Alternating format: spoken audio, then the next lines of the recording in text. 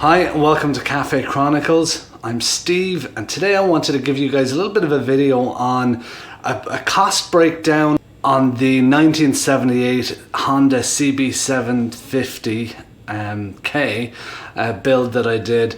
It's a inline 4 single overhead cam version, and I wanted to tell you guys a detailed breakdown on what I spent on the build.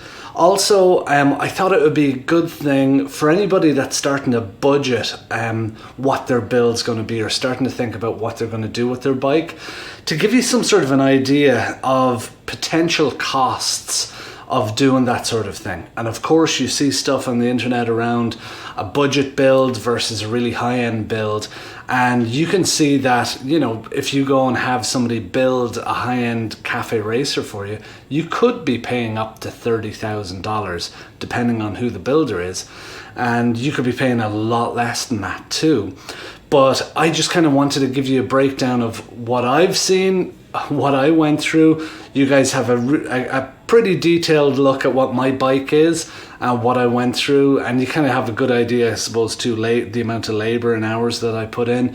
And I'm going to try and just fill in that little gray area around what it's actually cost me. So I'm going to split this into a few different sections to try and make it straightforward. I'm going to break it into engine and drive system, fueling system, front suspension, rear suspension, tires, steering, instrumentation, controls, the frame, front brakes, rear brakes, electrical, seat, mirrors, bodywork, exhaust, and then miscellaneous. I feel like doing it in that way will just help to keep it really clear what I've spent it on, and what I've spent and what's been in there, and I'll give you a little bit of an overview as we go through.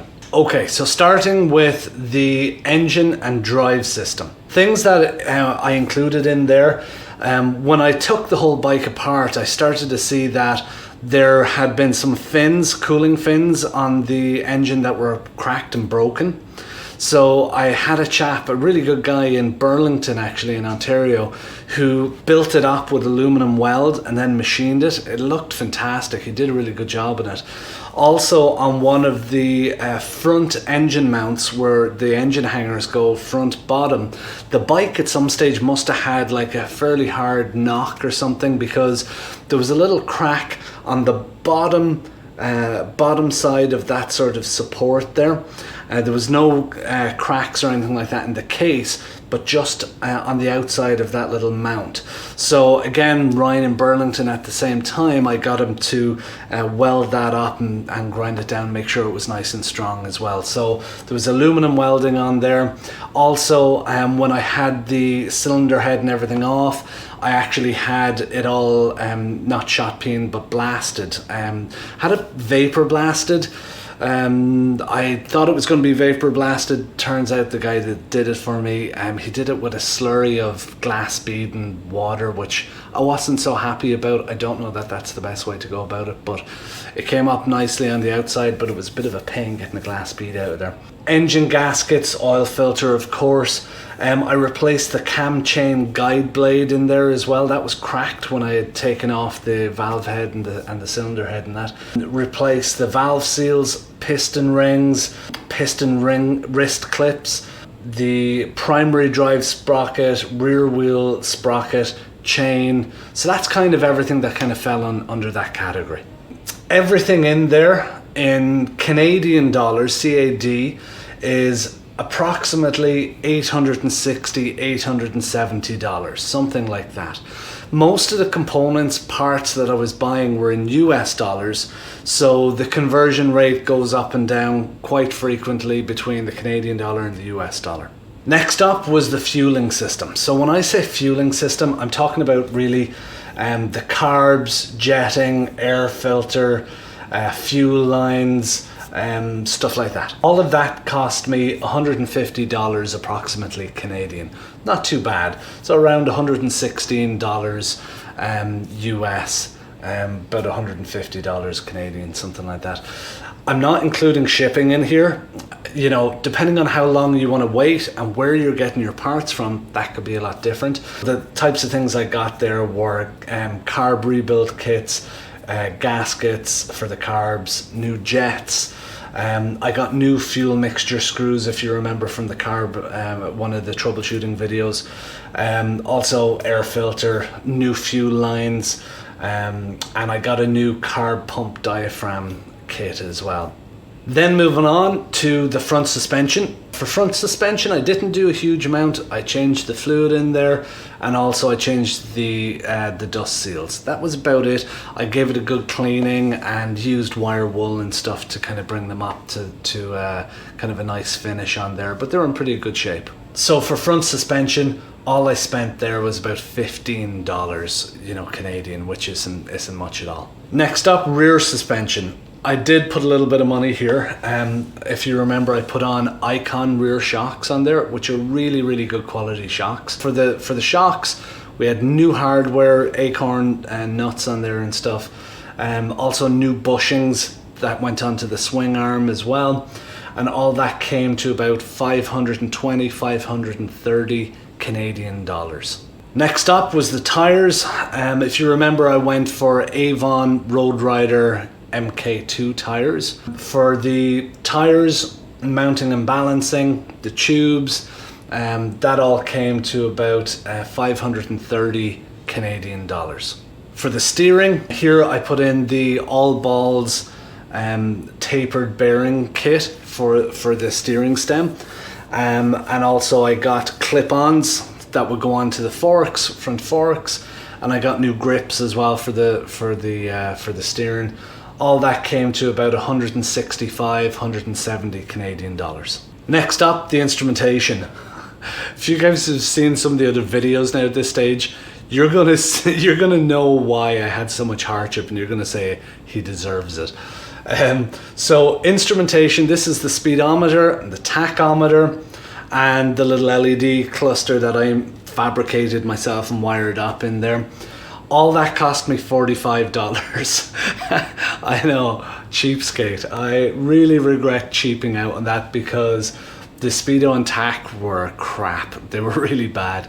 And I spent a lot of time trying to troubleshoot different things that were happening with them. They're just cheap and they look nice, you know, but they don't really do much more than that. So I will change those out. But, you know, $45, I guess, you know what they say, you got to spend a little bit for the quality, and I definitely didn't spend a little bit, so I pay the price now. Controls. What I'm talking about here is the throttle assembly. I'm talking about the Rebel Moto momentary switches, the Cognito Moto rear sets that I got on there.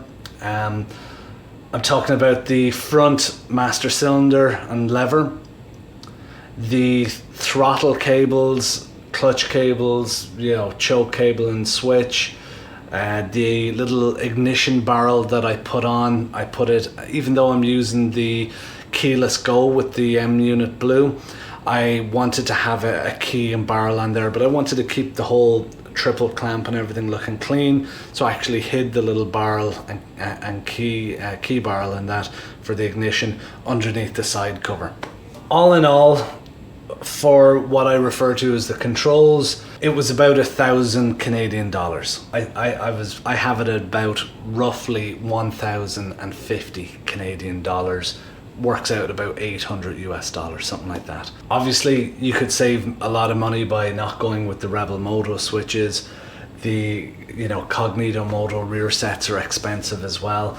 You know, just between the Cognito Moto rear sets and the Rebel Moto momentary switches, for the two of those, it works out at about, you know, 700-800 Canadian dollars. So you can kind of see that those two items there kind of make up the bulk of that. Next up, what I refer to as the frame. So here we've got the hoop, we've got the powder coating of the frame, we've got the, I replaced some of the engine hanger hardware, I replaced the swing arm bolt, the swing arm pivot bolt, I replaced the swing arm pivot bushings, I put on a new side stand spring and new side stand rubber, and all of that came to almost 600, about 580 Canadian dollars. Next up was the front brakes. I did a lot of messing around there. I've taken a lot of the costs out that I kind of wasted on messing up seals, on ordering 2 sets of rebuild kits and different things like that, 2 sets of pads, and so I've taken some of those costs out. Also, I probably accounted for like 50% of brake fluid sales in Ontario that week that I was like trying to build up some pressure there. Replacing the brake lines for braided stainless steel brake lines, crush washers, caliper seals, rebuild kits for the 2 sets of calipers. Also, I had to purchase those new calipers from the front. My buddy Dana had given me those front calipers off that the CB750F that he was working on, that he's working on at the moment. All of that sort of factored in there. I'm at about 280 Canadian dollars for the front brakes, which, yeah, it should have been a lot less if those calipers that I had on the bike first were in good nick and everything was good. That whole kind of thing should have been like maybe 80 Canadian dollars, something like that. Next up, the rear brakes. So the rear brakes on the 1978 CB750K are just a set of drum brakes. That's all it is, just a drum brake. So I replaced the shoes in there. Also, new springs came with the shoes as a set. I got that set from, I think it was 4into1.com. And also a cush drive rubber as well. So one of those had kind of broken, the little bridge in there. So I just thought, change it out, get a new one, why not? Their wheels, their brakes, probably better to have them all good, so replace those. But that was really inexpensive. For the whole lot there, you're looking at 83 Canadian dollars for a whole rebuild on the rear drum brake. So very good value, well worth it, glad I did it. I don't use the rear brakes a massive amount, you know, and I think most of us use our front brakes predominantly, but still it's nice to have a decent back brake. Onto electrical. This is a little bit of an expensive one. Under electrical, we've got the M-Unit Blue, we've got a wiring kit from M-Unit, we've got the M-Button, we've got loom, wire harness, you know, sheathing, stuff like that. Cable ties, the headlight that I had up front from Amazon, the tail light as well, universal starter solenoid from Revival Cycles, Rick's Motorsport regulator rectifier. I had a new battery on there. I had new horn, terminal crimps, 12 gauge wire, heat shrink, stuff like that. And all of that came to approximately 1,400 Canadian dollars. A little bit pricey there. I had to do something with the wiring. I could have just purchased a, let's say, a standard wiring harness. There's websites online where you can just have them build you a stock wiring harness for the bike, and that would have been a lot less expensive way to go. You know, putting on the LED headlights and things like that meant that I would have had to change some of the wiring configuration to suit that anyways. I wanted to put on the Rebel Moto LED momentary switches as well up front, so the M-Unit just kind of made that all pretty nice. And the really nice thing about it was I got to wire it from scratch and just kind of do everything the way I wanted. So the main bulk of that really is the M-Unit and the wiring kit for that and that kind of stuff, you know. Next up is the seat. I put on a tough side seat on there, and I have to say I love that seat. It was $269 US, works out at around 350 Canadian dollars. Everybody who sees that seat says, oh, it doesn't look very comfortable because it's quite thin. But I have to say, like, I've put on about 1,200 kilometers on that seat, and it's really comfortable. It is actually a really comfortable seat. The mirrors were cheapies. I had ordered better ones, but they never showed up, and I waited like 3 months for them, so I eventually just cancelled them. The whole COVID thing, I think, messed it up. But I ended up getting these. I needed them quickly for my safety inspection so that I could get the bike on the road. So I got these. They were $26 from Amazon, and you know what? The things have held up really well. They're really good. I've got good visibility in them and stuff. I have them turned up vertically instead of down. They're on the bar end mirrors, or on the bar ends, I should say. But I've really liked them. For $26, I don't think you can go too wrong there. Next section I have here is body work. And really what I'm talking about here is I purchased side covers for the bike because when I got the bike, it was in bits and it was missing side covers. I purchased 2 side covers, one left, one right, replaced the gas cap gasket on the tank. I had the side covers and the gas tank professionally painted, which I'm really glad I did. I definitely want to have a go at painting my own tank and doing that stuff, and I will have a go at it. But I really wanted, I was putting so much money into this build and so much time that I really wanted to look good, and I'm really glad I did because the finish on the thing is absolutely amazing. So for body work, which is the painting, side covers, I spent approximately 630 Canadian dollars. Next up, the exhaust. I think you guys have heard me talk about the exhaust enough. It's a Delcovic exhaust. I really like it. That came in at about 450 Canadian dollars. Now, I mentioned miscellaneous at the start as kind of an item in the list. I don't think I'm going to put it in the costs here to build the bike, because if you're building, you should probably have this stuff knocking around. The same reason I didn't add in tools that I bought, because you take it for granted that you've got the tools and everything.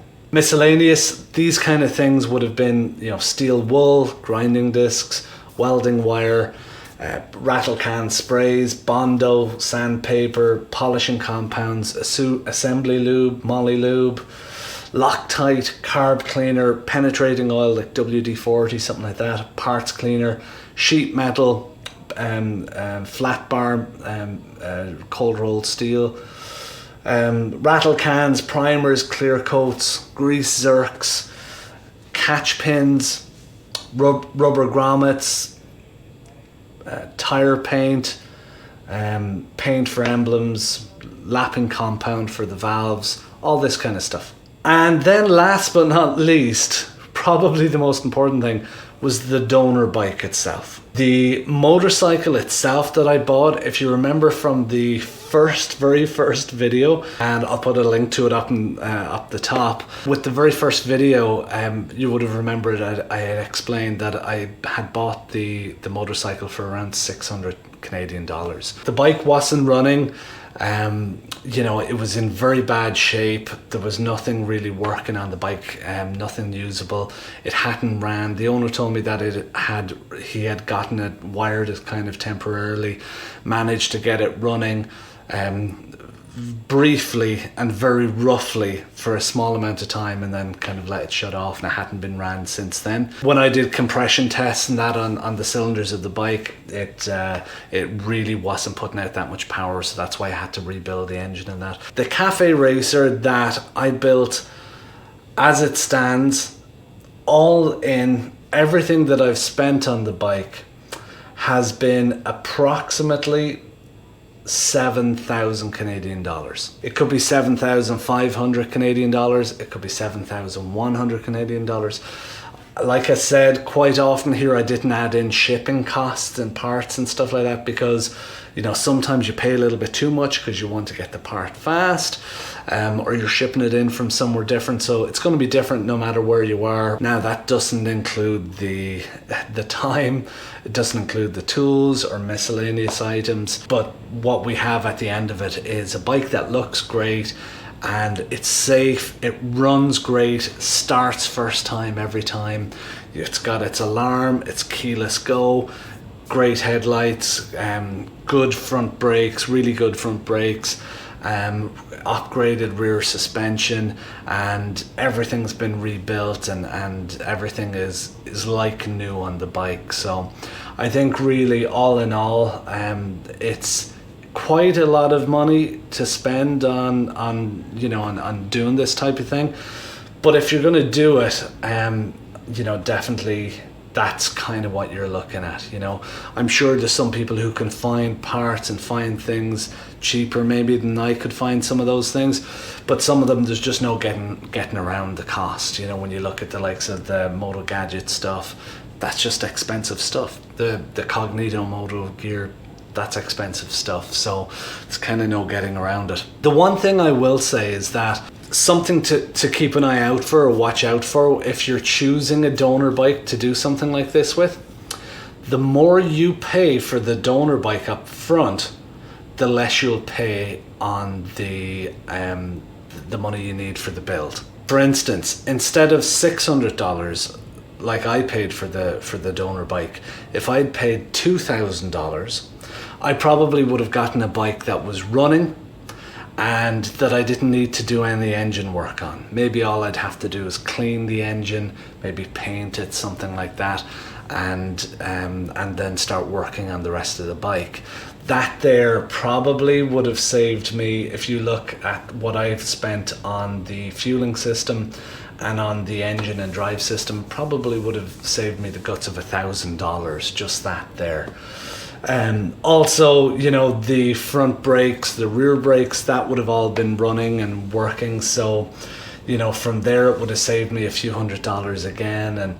And also the electrical, I probably wouldn't have had to do anything with the M unit. It would have had a wiring harness on there, it would have had all that. The lights would have worked, everything would have been good.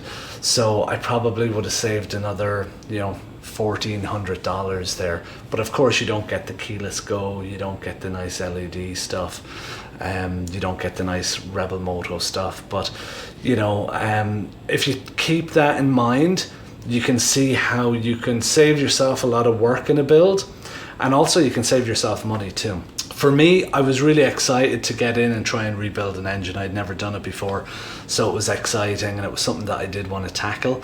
But as you see, you know, the more nice little bits and pieces like the Moto Gadget or the rear sets and things like that that you put on, the bill definitely goes up. I hope you found that informative. Please feel free to reach out to me with any questions that you have on any specific parts there. I tried to be as detailed as possible with the pricing breakdown without going too crazy on it so that it's boring you guys silly. Hopefully you found it helpful. Hopefully it'll help you in planning for a build.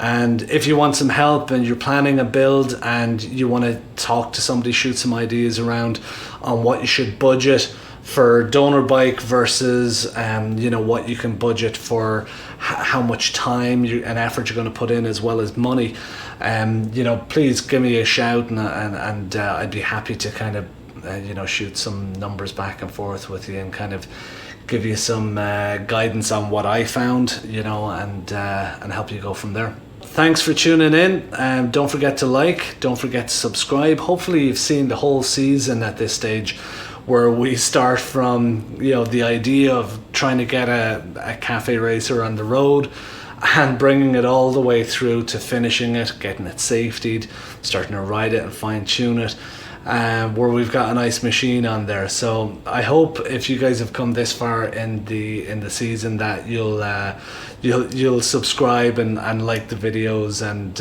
hopefully you'll come back. So thanks a lot for tuning in, and stay safe out there. See you guys soon.